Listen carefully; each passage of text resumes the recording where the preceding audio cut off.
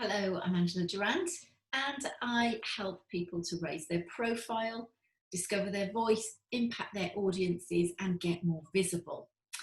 Now, have you had to embrace a lot of change recently? Well, I'm sure we all have, but I want to give you 3 timeless actions today to remember when embracing change. And I say timeless actions because this is about tapping into wisdom. It's not about a quick tip or a hack, something that you'll forget in the moment. This is something that you can sort of stand solidly on as a rock, and it's timeless. So here's the first one. Number 1, accept the situation and simplify. When our family had a severe health crisis challenge last September, it meant that I had to take everything online within 90 minutes. And that was a huge challenge when a lot of my business at the time had been offline. What it meant is that if I hadn't accepted the situation straight away, I would have found it really difficult. I'd have been fighting things.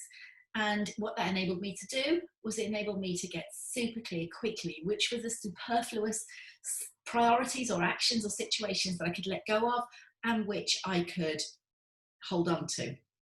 And the question is, how much of what we do actually is superfluous, that's not leading us to the end goal, that's not leading us to the priority? I don't mean all those wonderful serendipitous events. I mean the time-sucking things that you think you need to do, or the time that you're wasting questioning what you should or shouldn't do. In a moment of crisis, we're often as clear as we can be. That leads me to point number 2.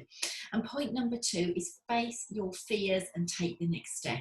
One of the first things I had to do was just think, how on earth was I going to run my business, deal with the school run and everything that came along with that challenge and that crisis that came in front of us.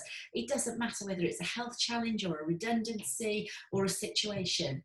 When you're faced with it, face your fears. It's probably the last thing you feel like doing because your feelings feel so strong, but I promise you, face them. The situation you can do something about. Your fears will bat you at 3 o'clock in the morning and they will toss you around like a tennis ball. So face those fears and look at what you can do as an action step in the moment. What's the very next thing that you can do to bring clarity to the situation that you can act on?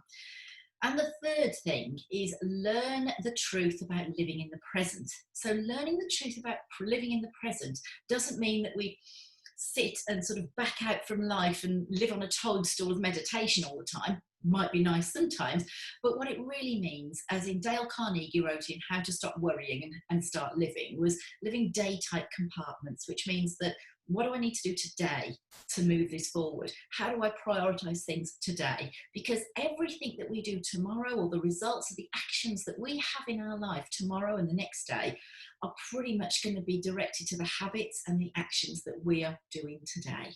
If I eat a bunch of sweets today, I'm probably going to pay for it along the line somewhere tomorrow, etc.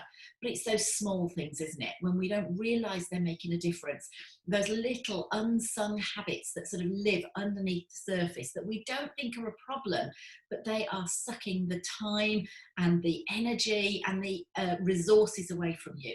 So whatever it is that you're facing today, think about those 3 areas of timeless wisdom. So your action steps are this. Okay, number 1, if you're unclear on a plan, then get a plan. If you don't know what that looks like for you, or you're really confused, speak to me. I can help you do that, or a friend. Get some advice, most importantly, or begin chunking down. That means look at the day and go, what is the most important priority of the day to get done? Top maximum 3, no more. Second thing here is find yourself feeling less than positive about your prospects if you're just batting around what I call that 3 a.m. thinking.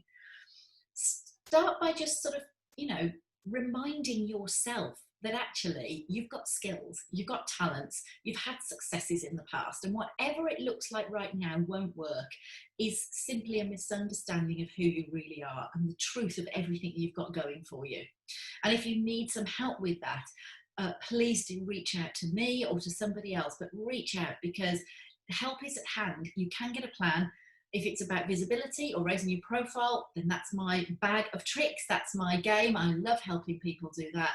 And if this has just helped you today to just think a little bit more clearer about how you're going to navigate change, then I'm super thankful for that. So next time, tune in for some other words of wisdom to help you navigate your business and your life.